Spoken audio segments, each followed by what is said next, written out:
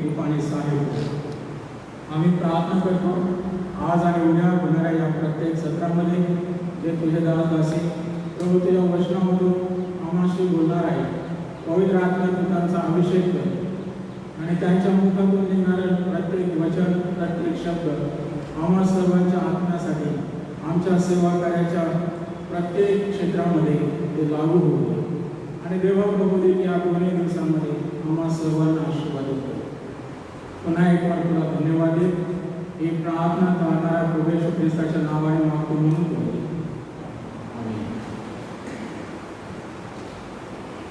तर आपण गीता ऐकू. आपण 2 गीता झाल्यानंतर आपण थोडंसं स्वागत करायला जाऊ आणि वास्तविक 2 शब्द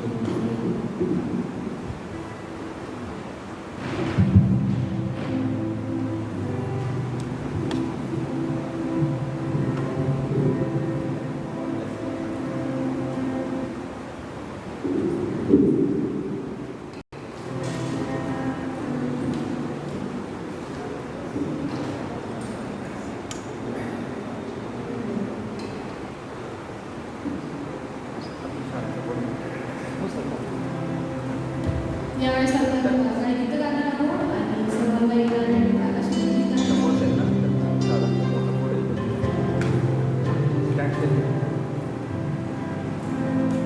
आज का दिन यहोवा ने बनाया है, हम उसमें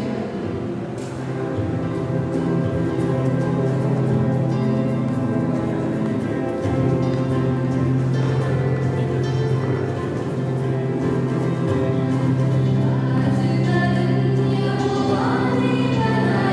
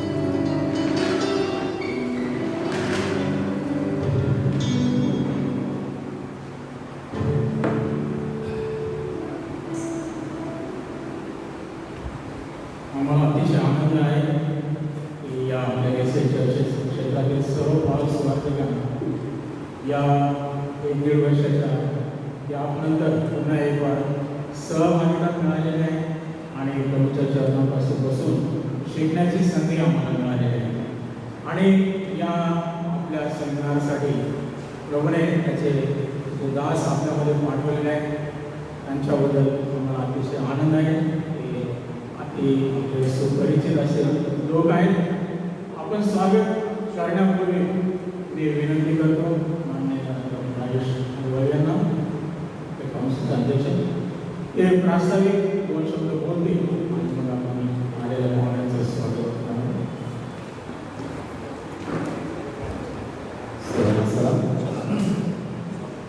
पुन्हा एकदा परमेश्वराच्या मंदिरामध्ये येऊन त्याची उपासना करण्याची गाण्याची आपल्याला त्याला संधी मिळाली म्हणून धन्यवाद देतो. आणि मागील जवळपास 1.5 वर्ष झालं, 1 वर्षापूर्वी चर्च सुरू झालं पुन्हा बंद झालं. आणि आपण जर या मागच्या परिस्थितीकडे जर वळून बघितलं तर आपल्याला लक्षात येईल की बरेच परिचित आणि विश्वासणारे प्रभूमध्ये जोडले गेलेले आहेत. आणि परमेश्वरांनी आपल्याला नवीन संधी प्रत्येकाच्या आयुष्याला दिलेली आहे आणि त्या संधीचा आपण फायदा घेऊया आणि आपल्या सेवेद्वारे त्या जीवनाद्वारे परमेश्वराचा गौरव करण्याचा आपण सर्व मिळून प्रयत्न करूया. आम्ही सर्वांचं सुरुवातीला स्वागत करतो. सर्व सन्माननीय बाळक बाळक आणि सुरुवाती सर्वांचं स्वागत आहे. विशेषतः आपण स्वागत करूया आजच्या 2 दिवसीय कार्यशाळेला उपस्थित झालेले सन्माननीय रेव्हरंड राजीव यांकडे बाळक साहेब हे चर्चातून आजले बुलढाणा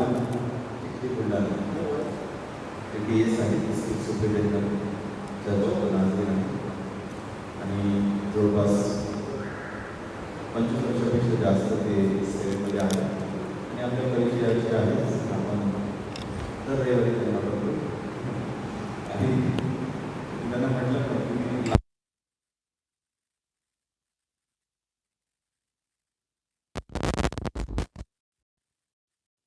तिला मान देऊन ते इथं उपस्थित राहिले आणि त्याच्या वचनामधून मार्गदर्शन करायला, त्याच्या वचनाचा उलगडा करून सांगायला आणि आपल्याला सेवेमध्ये ज्या ज्या गोष्टी आवश्यक आहे, एक सेवक म्हणून मंडळीचं कारभारीपण करणं किंवा मंडळीमध्ये त्या बाबतीत ते यावेळेस आपल्याशी बोलणार आहे या कार्यशाळेमध्ये. त्याचबरोबर आपल्यासोबत उपस्थित आहे reverend Nitin Saraf, church of the Nazarene, correction, doctor reverend Nitin Saraf. नुकतीच त्यांना डॉक्टरेट ही पदवी मिळालेली आहे आणि फिलिपाईन्स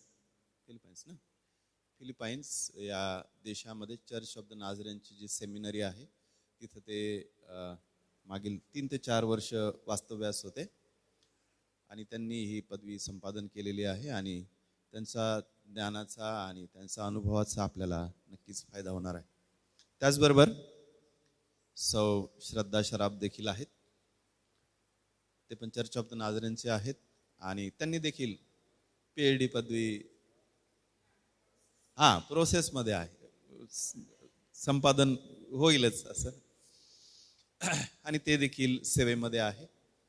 आणि आम्हाला अत्यंत आनंद होतो की आमचे प्रियजन ज्यावेळेस ज्ञानाचं उच्च शिखर पादाक्रांत करतात आणि त्यांच्या शिक्षणाद्वारे, त्यांच्या अनुभवाद्वारे परमेश्वराचा गौरव होतो. त्यांच्या आयुष्याबद्दल आणि त्यांच्या सेवेबद्दल मी परमेश्वराचे आभार मानतो आणि त्याचबरोबर पुन्हा एकदा आपल्या सर्वांचं स्वागत करतो. आपण वेगवेगळ्या चर्चेसमधून आलेले आहात आणि आपण तसा आम्हाला मोस्ट ऑफ द माहीत असतं, परंतु आमची आशा आणि विश्वास आहे की आपल्या आपल्या मंडळातील प्रत्येक सदस्य आणि विश्वासणारा हा चांगला सुखी निरोगी असेलच. आपल्या प्रार्थना आणि आपले प्रयत्न त्यांच्यासाठी आहेतच. आणि येणाऱ्या दिवसामध्ये जो गॅप तयार झालेला आहे 1.5 वर्षाचा, तो नक्कीच भरून निघणार आहे असा माझा विश्वास आणि खात्री आहे. मी विनंती करतो रेव्हरंड जे एच पठारे, जे चेअरमन आहे आपल्या ट्रस्टचे, सिनियर पाळक आहे, ते सुरुवातीला रेव्हरंड राजू यंगड यांचं पुष्पगुच्छ देऊन स्वागत करते.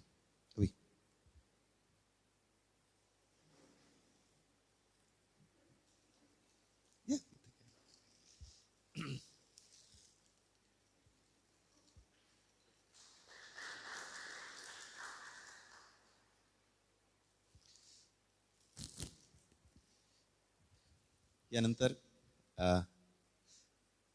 डॉक्टर रेव्हरंड नितीन सराफ यांचं स्वागत लॅडविन पाळक साहेब करतील. मी अशी त्यांना विनंती करतो.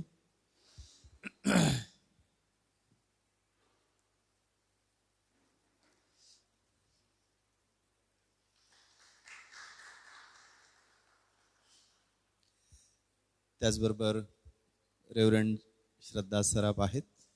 मी लवली अंकलला विनंती करतो की त्यांनी पुढे यावं आणि त्यांचं पुष्पगुच्छ देऊन स्वागत करावं.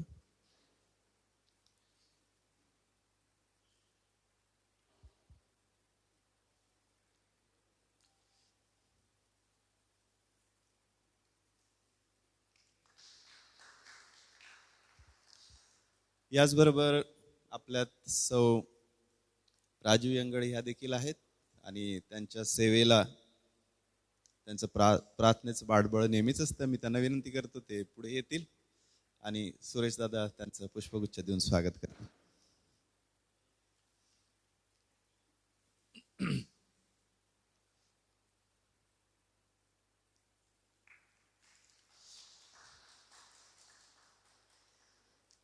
त्याबरोबर श्रेया आणि श्रुती शब्द सुमनांनी स्वागत. Thank you so much. अतिशय आनंदाचा क्षण आहे. एकाच परिवारातून आज आपल्याकडे हे वक्तेगण आलेले आहेत आणि प्रभू या प्रत्येकाच्या मुखातून आपल्याशी बोलणार आहे.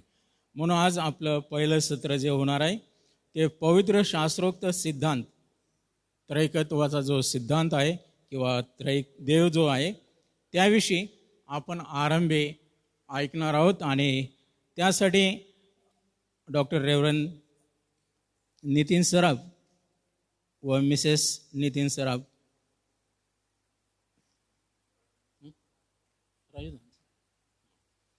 पहिलं सत्र जे आहे डॉक्टर रेव्हरंड राजू यंगड हे घेणार आहेत.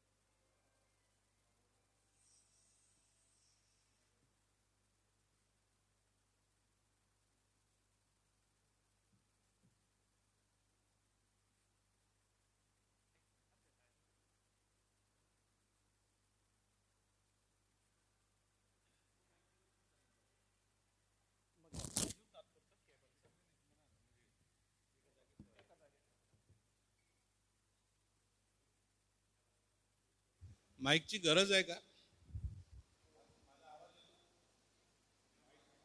बरं. हो, ह्याच्यातही चालू असल्यामुळं माईकची गरज लागेलच. बरं, ठीक आहे.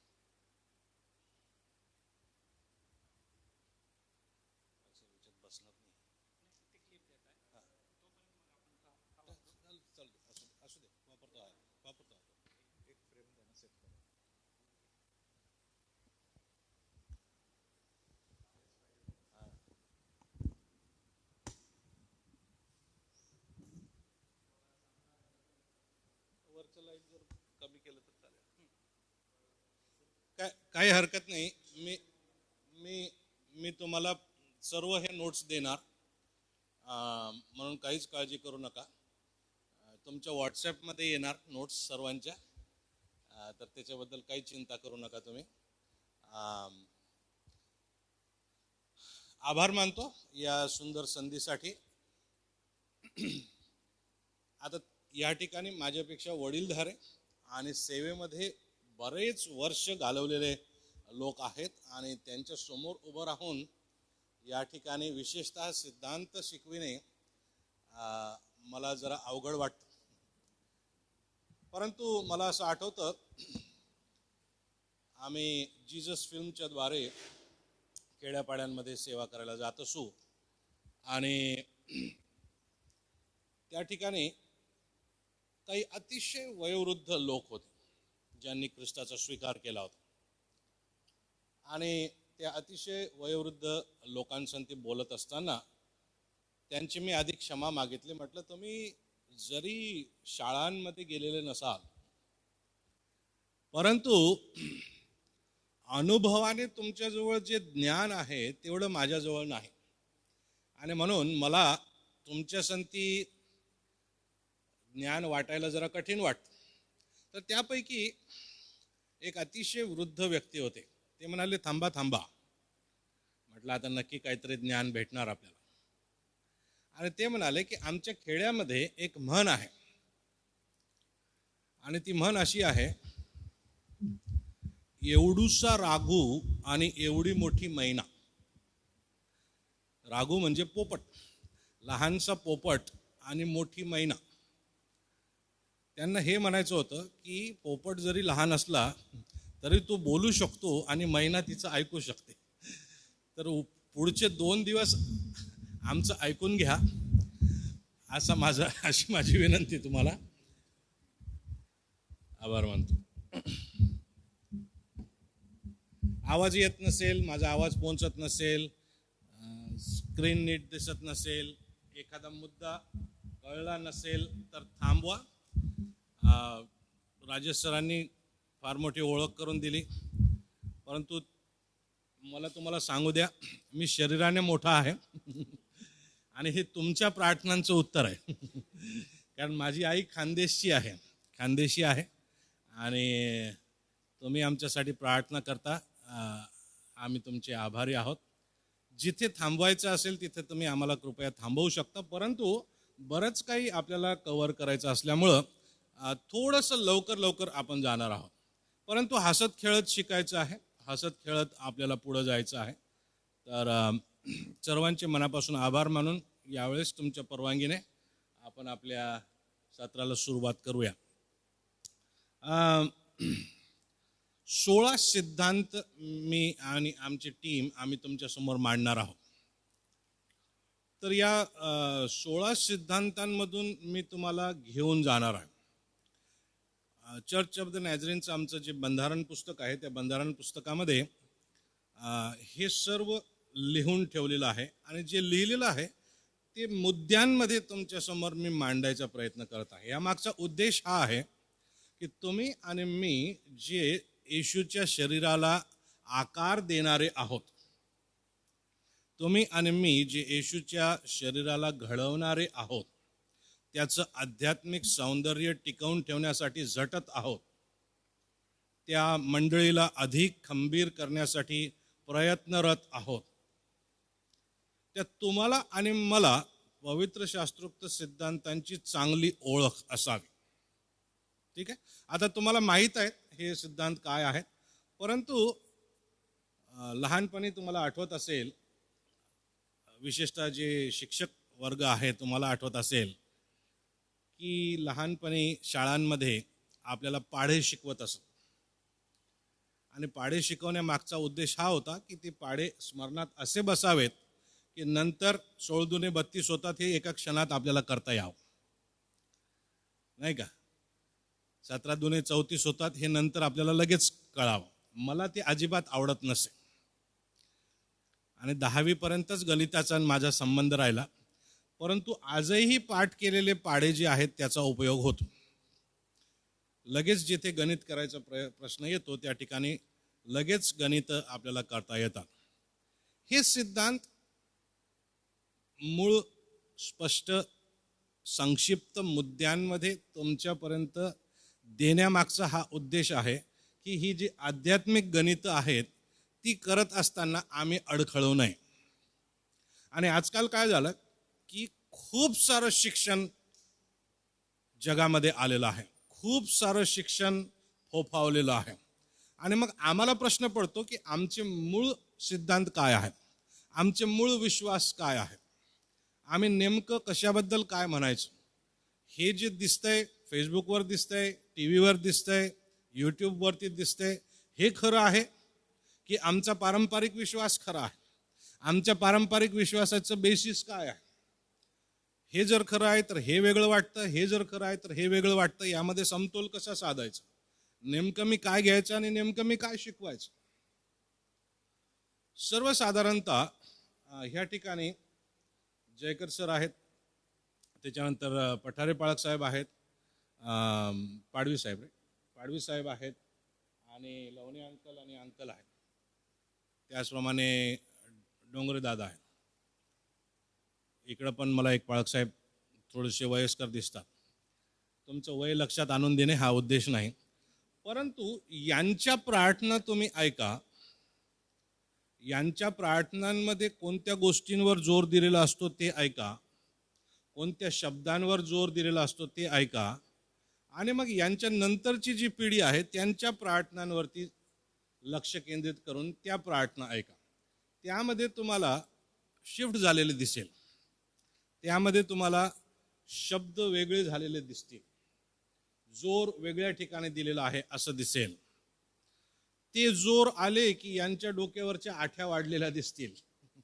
नवीन पिढीच्या प्रार्थनांमधले जोर आले की यांच्या कपाळावरच्या आठ्या वाढतात, आणि यांची सर्वसाधारण प्रार्थना ऐकली की यांच्या कपाळावरच्या आठ्या वाढतात. का हे असं आहे, का यामध्ये फरक आहे, हे आम्हाला तेव्हा चांगल्या रीतीनं समजेल जेव्हा आम्हाला आमचं फाउंडेशन चांगलं माहीत असेल. आता तुम्ही म्हणाल तुम्ही नॅझरीनचे, आम्ही अलायन्सचे, सिद्धांतानुसार आपण एकच आहोत. ठीक आहे, आपले जे सिद्धांत आहेत ते सर्वसाधारणतः बघू जाता सारखेच आहेत. Methodist, free Methodist, church of the Nazarene, alliance church, बॅप्टिस्टचे काही लोक हे सममतनुसारी आहेत किंवा समसिद्धांतवादी आहेत असं आम्हाला बघता येईल. बरं, मी एक गोष्ट सांगतो आणि गोष्ट सांगत सांगत देव सिद्धांतामध्ये आम्ही प्रवेश करणार आहे. तयार आहात गोष्ट ऐकायला? बरं, मी एकदा इकडूनच वापस जात होतो घरी आणि अजिंठा स्टॉपवर चहा घ्यायला थांबलो आणि तिथे काही लोक माझ्या गाडीच्या अवतीभोवती आले. आम्ही दोघंच जण गाडीमध्ये होतो. काही लोक म्हणाले की आम्ही तुमच्या गाडीत बसू का, आम्हाला पुढच्या स्टेशनपर्यंत जायचं. म्हटलं बसा, माझी गाडी रिकामी आहे, बसा. आणि मला ते आवडतं. करोनाच्या दिवसांमध्ये मी त्याचं अजिबात करत नाही, परंतु आधी करत असे. मग चर्चा सुरू झाली. त्यांना म्हटलं की तुम्ही कुठे जात आहात, तर त्यांनी मला एका ठिकाणाचं नाव सांगितलं. ते म्हटले की ह्या ठिकाणी आम्ही यात्रेला जात आहोत. म्हटलं काय वैशिष्ट्य आहे ह्या यात्रेचं. त्यांनी सांगितलं या ठिकाणी एक स्वामी होऊन गेले आणि त्यांची ही ते समाधी आहे आणि त्या समाधीवरती दरवर्षी फार मोठी यात्रा भरते आणि भारतभरातले लोक त्या ठिकाणी येतात. मी त्यांना विचारलं हे स्वामी कोण आहेत. ते म्हटले ते साक्षात परमेश्वर आहेत. नीट लक्ष द्या, मी ज्या गोष्टी सांगत आहे तुम्हाला या आपल्या सिद्धांताशी मग जुळलेले आहेत, म्हणून जरा बारकाईने लक्ष द्या. ते म्हटले की ते साक्षात परमेश्वर आहेत. म्हटलं बरं. मग मी त्यांना प्रश्न विचारला की परमेश्वर म्हणायचं कोणाला. मग ते म्हणाले सर ह्या विषयात तुम्ही आमच्यापेक्षा जास्त खोल पाण्यात दिसता, तुम्हीच आम्हाला सांगा. हाच प्रश्न मी तुमच्या समोर मांडू इच्छितो या सिद्धांतामध्ये जाण्याआधी. देव म्हणायचं कोणाला, परमेश्वर म्हणायचं कोणाला. आपण बोलूया, कोणाचं चूक आणि बरोबर आपण काही करणार नाही. कोणी जर वेगळं उत्तर दिलं तर आपण काही त्यांना हसणार नाहीये, परंतु चर्चात्मकरित्या आपण पुढे जाण्याचा प्रयत्न करणार आहोत. बोलू शकतो आपण. एक काम करू, असं बोलायला थोडासा वेळ लागेल. मी तुम्हाला 30 सेकंद देतो. 30 सेकंदामध्ये तुमच्या शेजाऱ्याला अशी गोष्ट सांगायची आहे जी असल्याशिवाय देवाला देव म्हणता येणार नाही. ठीक आहे? जिच्याशिवाय देवाला देव म्हणता येणार नाही अशी एक गोष्ट किंवा असा एक गुणधर्म तुमच्या शेजाऱ्याला तुम्हाला सांगायचा. 30 सेकंद सुरू. सांगा. एक गोष्ट शेजाऱ्याला सांगायची. शेजारी शोधा बरं का.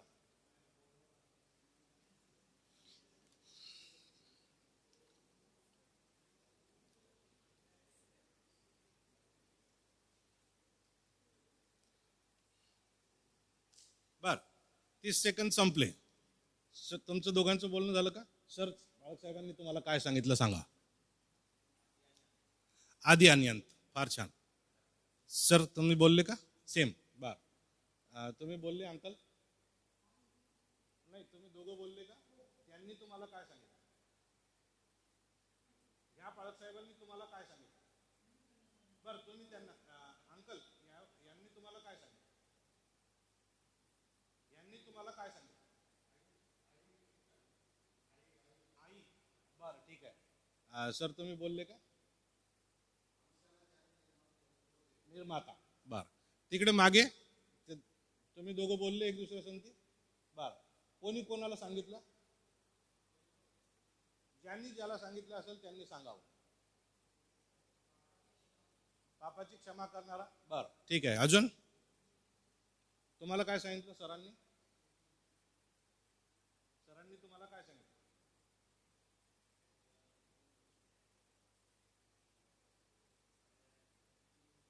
जोराने सांगा.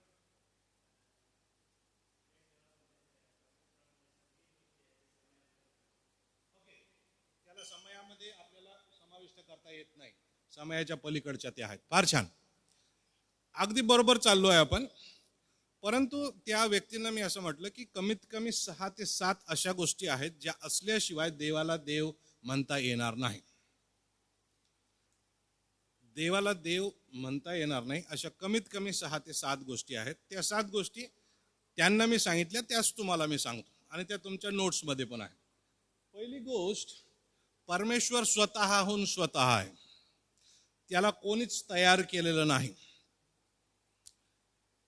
तुमचा आणि माझा निर्माता आहे परमेश्वर.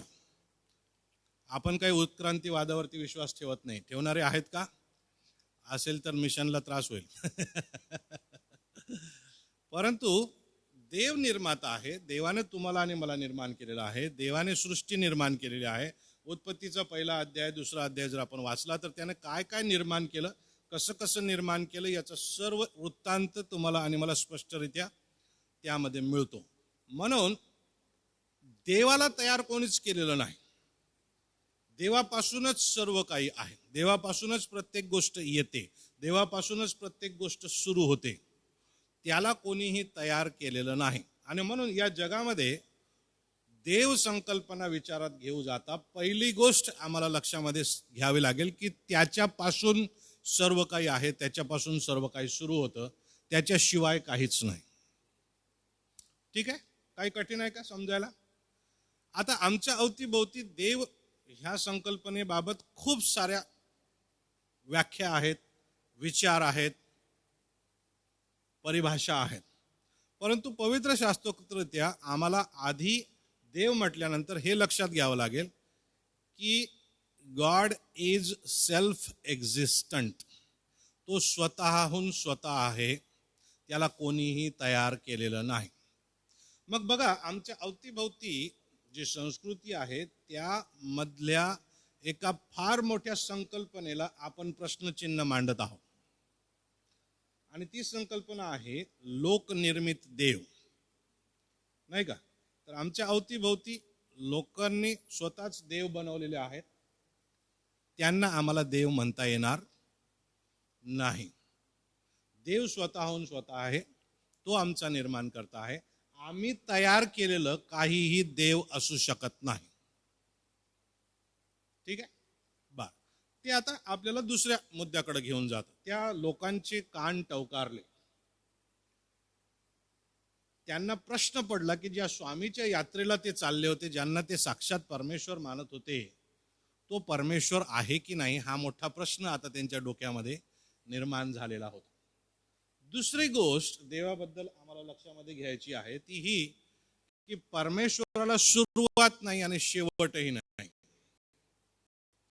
कोणीतरी सांगितलं देव समयाच्या पलीकडे आहे.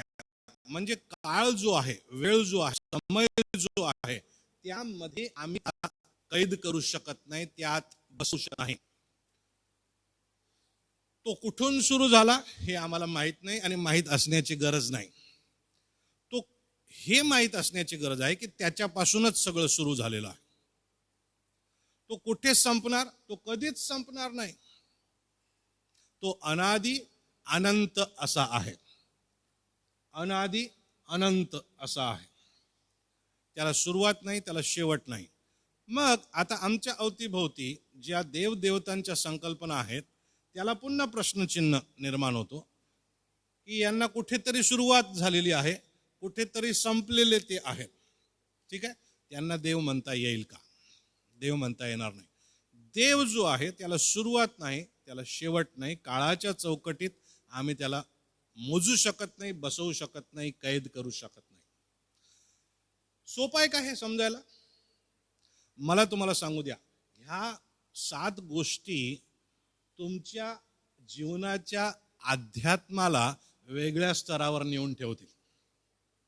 या 7 गोष्टी जेव्हा आम्ही नीट लक्षामध्ये ठेवून रोज जीवन जगू, त्यावेळेस आम्हाला देव वेगळ्या स्तरावर समजून आम्ही देवाकडे बघण्याचा दृष्टिकोन बदललेला राहील. आणि तो बदललेलाच पाहिजे, कारण तुम्ही आणि मी जगापेक्षा वेगळे आहोत.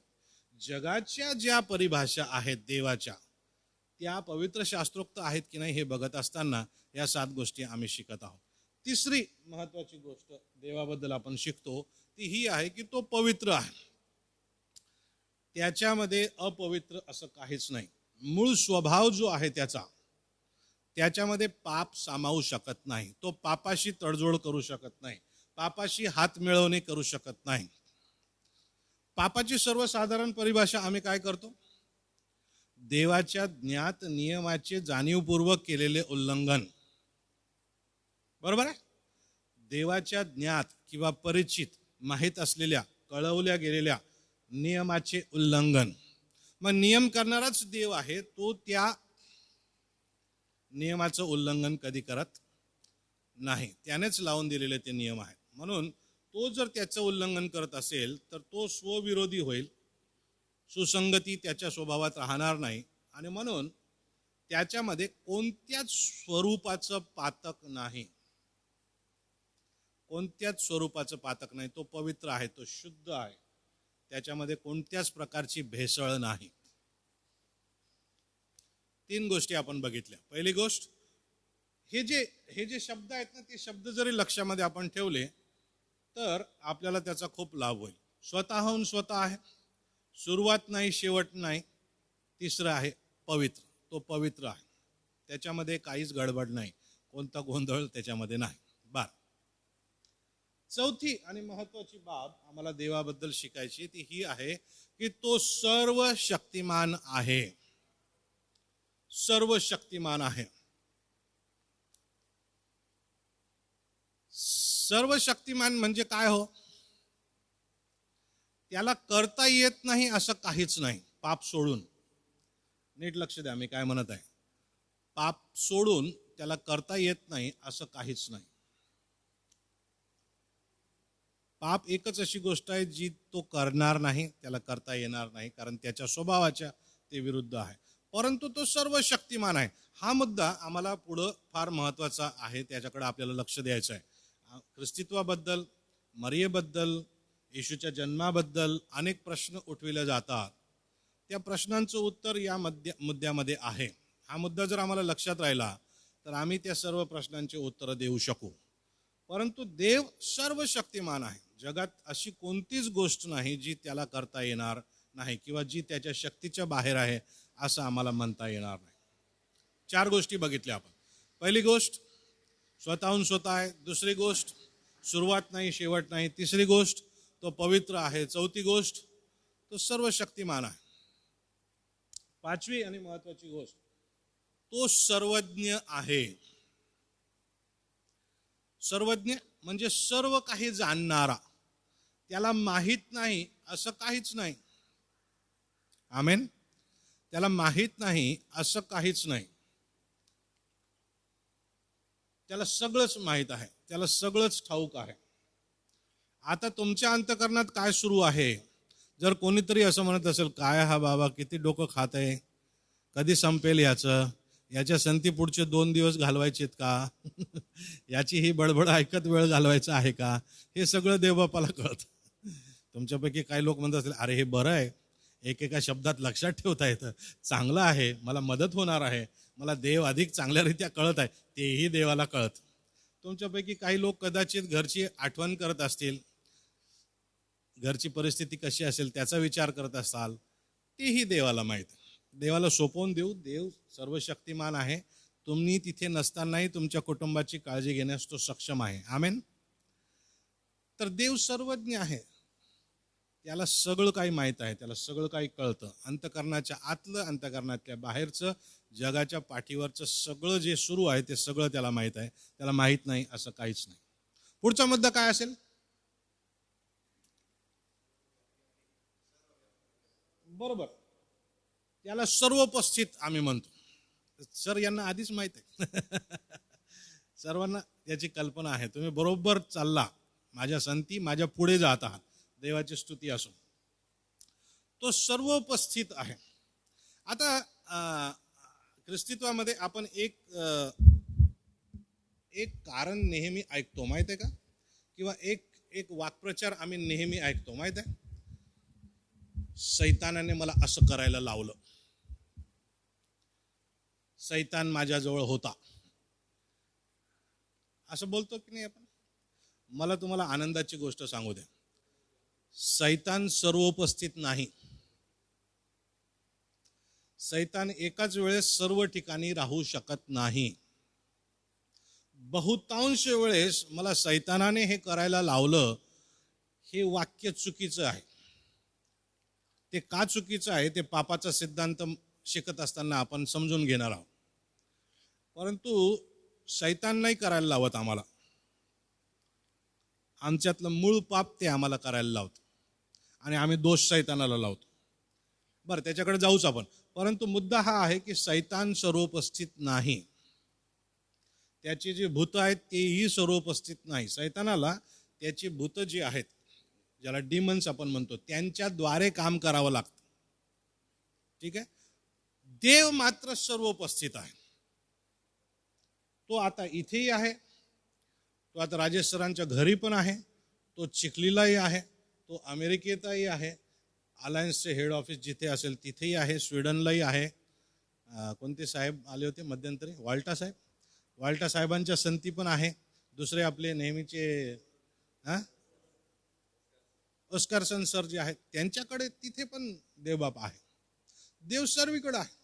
स्वर्गातही आहे, पृथ्वीवर आहे. असं ठिकाणच नाही ज्या ठिकाणी देवबाप उपस्थित नाही. आमेन. तर ही गोष्ट आपण लक्षामध्ये घेऊया. आमचा देव जो आहे, ज्या देवाची आम्ही भक्ती करतो, त्याला कोणीच तयार केलेलं नाही. त्याच्यापासून सर्व काही आहे. आमच्या देवाला सुरुवात नाही, आमच्या देवाला शेवट नाही. आमचा देव पवित्र आहे. तो पाप करत नाही, पापाशी हात मिळवणी करत नाही, पापाचं काहीही त्याला चालत नाही. आमचा देव सर्व शक्तिमान आहे. आमचा देव सर्व ज्ञानी आहे आणि आमचा देव सर्वोपस्थित आहे. आणि शेवटची गोष्ट, परमेश्वर त्रैक आहे. परमेश्वर त्रैक आहे. देव त्रैक आहे. त्रैकाला कसं समजून घेणार? मी फार सोपं उदाहरण तुम्हाला देणार आहे. त्रैकाला कसं समजून घेणार? त्रैक म्हणजे कोण कोण? जोराने सांगा सर. पिता, पुत्र आणि पवित्र आत्मा. आता आम्हाला अनेक वेळेस हे समजून घ्यायला कठीण जात, परंतु आपण मानव आहोत आणि साध्या भाषेत आम्हाला समजतं, म्हणून साध्या भाषेत समजून घेऊ. सूर्य बघितला का? सूर्याचा गोळा असतो, सूर्याची प्रकाश किरणं असतात आणि सूर्याची ऊर्जा सुद्धा असते. ऊर्जा प्राप्त झाली तर सूर्यच प्राप्त झाला, प्रकाश प्राप्त झाला तर सूर्यच प्राप्त झाला, आणि तो गोळा कोणाला प्राप्त होऊ नये, भस्म होऊ नाही का. सिंपल आहे. ते जसे तीन व्यक्तित्व त्यांचे आहेत, तीन एक्सप्रेशन्स त्यांचे आहेत, पण ती एकच आहेत. तसंच बाप, पुत्र आणि पवित्र आत्मा एकच आहे, एकत्र आहे. तर आमचा देव त्रैक आहे, बाप, पुत्र आणि पवित्र आत्मा. अंड्यामध्ये कोणते 3 भाग सांगता येतील? वरचं कवच, त्याच्यानंतर पांढरा भाग, त्याच्यानंतर पिवळा भाग. चुकीने टक्कर तोंडात गेलं तर अंडच खाल्लं, पांढराच भाग खाल्ला तरी अंडच खाल्लं, पिवळा बलकच खाल्ला तरी अंडच खाल्लं. ठीक आहे. 3 in 1 शैम्पू धोता भी है, साफ करता है, स्मूथ भी करता है और शाइनिंग भी देता है, नाही का. स्वच्छ करतं, मजबूत करतं, शाईन पण करतं. ठीक आहे. साधे सोपे दैनंदिन जीवनातले जर उदाहरण आपण घेतले तर आम्हाला त्रैक समजून घ्यायला कठीण जाणार नाही. पारंपरिकरित्या पळसाच्या पानाचं उदाहरण देण्यात येतं, पारंपरिकरित्या फळाचं उदाहरण देण्यात येतं. फळाचा बाहेरचा भाग, त्यातला आतला पांढरा भाग आणि त्याच्या बिया, असं कधी कधी फळांचं उदाहरण सुद्धा देण्यात येतं. तर या 7 गोष्टी आहेत देवाबद्दल. याच्याशिवाय देव नाही. विशेषतः आम्ही ज्याला देव म्हणतो तो देव होणार नाही. यामध्ये अधिक गोष्टींची भर आम्हाला घालता येईल. तात्पर्य हे आहे की तुम्हाला हा देव सिद्धांताचा पाढा देणे आणि तो तुम्हाला पाठ करायला उत्तेजन देणे, आणि मग त्यानंतर त्याच्यावरती जसजसं तुम्ही वाचन कराल तसं तसं संकलन करत चालणे, तसं तसं तुमच्या ज्ञानात भर घालत चालणे, तसं तसं तुमच्या इन्फॉर्मेशनमध्ये भर घालत चालणे. आता या सर्व मुद्द्यांची शास्त्रवचनं सुद्धा तुम्हाला देण्यात येणार आहेत, म्हणून चिंता करू नका. तुम्ही ती शास्त्रवचनं जरी वाचली या मुद्द्यांसोबत तर तुम्हाला अजून भरपूर भर या सिद्धांतामध्ये घालता येणार आहे. आता आपण काय करणार आहोत? आता आपण म्हणणार आहोत 1, 2 आणि 3. ठीक आहे, सर्वजण लाईनमध्ये, आणि मग छोट्या ग्रुपमध्ये आपण विभागणार आहोत. सर, तुमच्यापासून करूया सुरुवात. 1 3 लावणे अंकल. 1 अंकल 2 3 1 3 1 2 3 1 2 3 1 2 3 1 2 3 1 2 3 1. ठीक आहे. तर आता 1 वाले एका जागी बसा. 10 मिनिटाचा वेळ आहे आपल्याला. 1 वाले एका जागी बसायचे. सर, तुम्ही उभे राहा. सरांसंती 1 नंबर जा. कुठे जायचं सर? बाहेर जाऊ नका कृपया, इथेच बसा. ओके, इथे बसूया. बरं, 2 नंबर सरांसोबत जातील, 3 नंबर पाळक साहेबांसोबत जातील. घ्या लवकर, जागा शोधण्यात 10 मिनिटं घालवणार नाही आपण. कुठेही बसूया, कुठेही बसा. नरम खुर्चीत बसा, कडक खुर्चीत बसा, कुठेही बसा. 10 मिनिटं दिलेल्या मुद्द्यांवर चर्चा करायची आहे, विचार विमर्श करायचा आहे. शक्य असल्यास 10 मिनिटात ह्या 7 गोष्टी स्मरणात ठेवून वापस यायचं आहे. ओके, 3 नंबर वाले सगळे इथे, 3 नंबर वाले सर्वजण इकडे येणार आहेत. 3 नंबर, 2 नंबर तिकडे आहे आणि 1 नंबर तिकडे आहे. ओके, 10 मिनिट सुरू करूया. चर्चा सुरू करा. याच्याबद्दल बोला, याच्याबद्दल अधिक स्पष्टीकरण द्या. काही उदाहरण असेल उदाहरण द्या, काही प्रश्न असतील तर प्रश्न मांडा. परंतु वापस इथे येईपर्यंत 7 मुद्दे लक्षात राहतील अशा तयारीने या. ओके, अनुप सर, चालूच ठेवायचं की स्टॉप करायचं? स्टॉप. ओके, चालू द्या सर, चर्चा करूया.